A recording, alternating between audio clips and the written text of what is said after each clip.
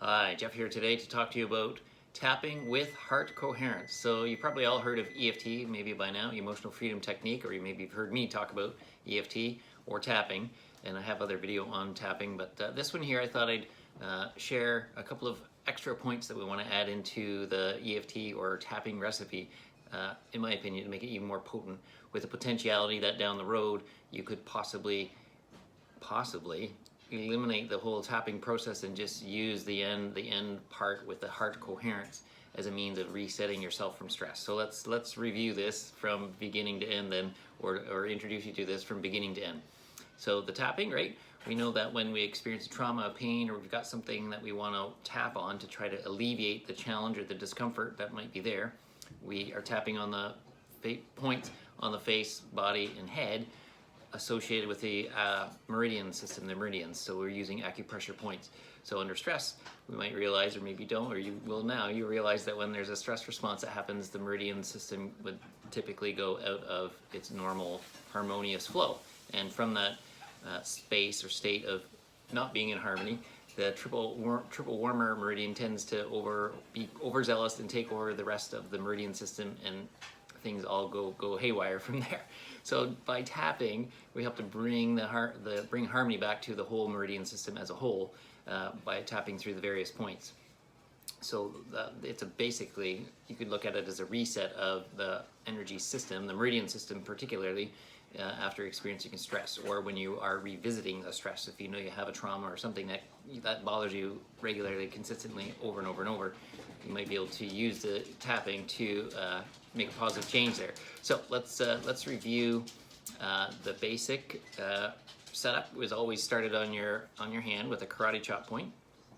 So you typically would have a statement that you would repeat 3 times while tapping continuously on the karate chop point. So it's just on the side of the hand, on the pinky finger side of hand, just below the knuckle there.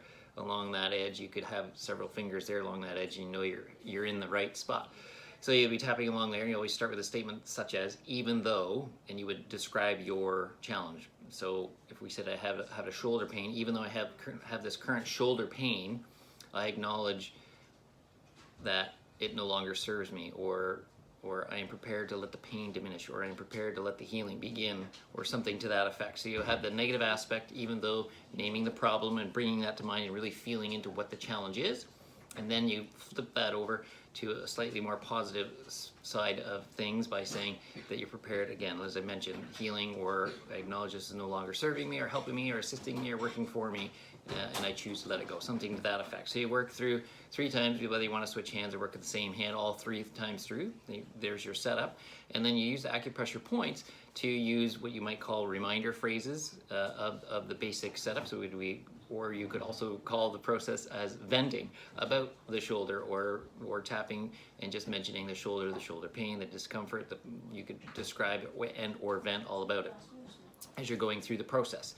So you have your typical points, and we'll review those now then. So I usually always do this order for myself personally. The order really doesn't matter. You can change it. It can be changed. It gives you the same result by tapping on the points. It's going to bring back the harmony. But to make it a flow, this is my preference for flow. So we, again, as I mentioned, 3 times through on the karate chop point, the first, and then you guys start on the eyebrow point. So if we go to the eyebrow point there, it's just where the hair begins on the inside of the eye. You can use the pads of your 1 or 2 fingers in the general area, and you're tapping, and then you would have your reminder phrase or your venting phrase, like pain in the shoulder. And then you're going to move to the side of the eye and tap there, pain in the shoulder, under eye. So basically right under the iris of the eye, under eye, under the nose. And you would continue right shoulder pain. Above chin, if we can call it that, just above the chin and below your bottom lip. I usually just refer to as above the chin. Again, you would say shoulder pain. Then your typical collarbone point, kidney 27 point, collarbone, to follow those in to where the sternum is connected, and then you might find a couple of hollows, so you can use fingertips there and get 1 or 2 sides. And on that note, you can tap on either left or right, or both simultaneously, totally your choice. Now the addition here that I add in is the sternum, and knowing, 1, that your heart chakra, the heart center, the energetic center there, is below that space, as well as your thymus gland is underneath and below the sternum there. So when we're opening access to, if you have understanding of this, you want to open it up access to the heart chakra and the energy and the things that you might associate with that, like compassion and gratitude, that you are inviting those energies to help with the shoulder issue in this case, and or whatever you're venting or whatever you're tapping about.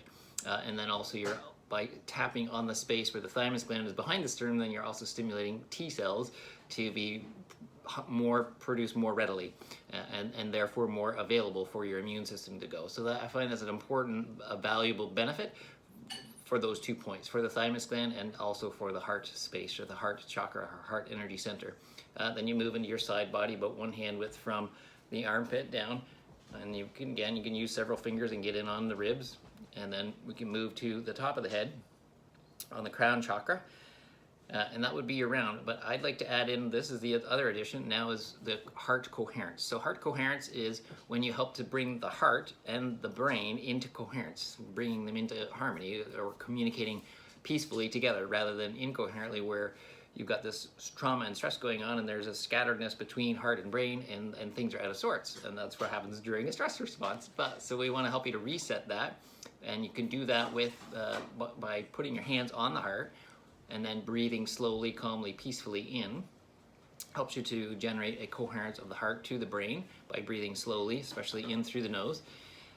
And then you could think of things like compassion and gratitude and love. Those 3 things, if you bring those to mind, it helps to bring a coherence, a connection between the heart and the brain. And with those 2 things then, in those 2 beautiful organs, the mind and the heart in coherence, we train the system, or bring your energetic systems back to a state of harmony or homeostasis or balance, and away from the stressor. So we're using the tapping to bring up the stressor, to acknowledge we have it, and when we're dealing with it, we're tapping on it to help reset the meridian system. And then lastly, you're working at or from the heart space, hands resting over the heart space to remind you of heart coherence, and then immediately switch your thinking into heart coherence. So you can take a moment to think about compassion for yourself or for others, or gratitude for yourself or others, and then take a slow, gentle inhalation through the nose. And then if you like, I have a video called The Soothing Sigh, where you might do an additional top-up breath after the first inhale, and a second inhale then to top it up, and then exhale with a sigh.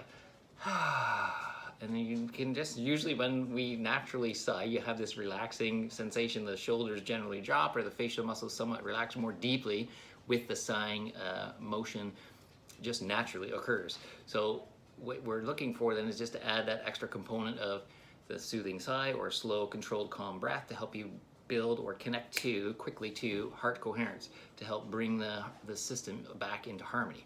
And then you can restart your next round and come back to your karate chop point and say, again, even though my shoulder issue is this, and you start to bring that back up, and you start to get worried about it and complaining about it, or whatever it is that's happening about it, and then you go back through those same points again, 11 spots, and finish again with the hands on the heart space, thinking of compassion or gratitude. Nice breath in, if you like the soothing sigh aspect, an additional top up, and then the nice sigh back out.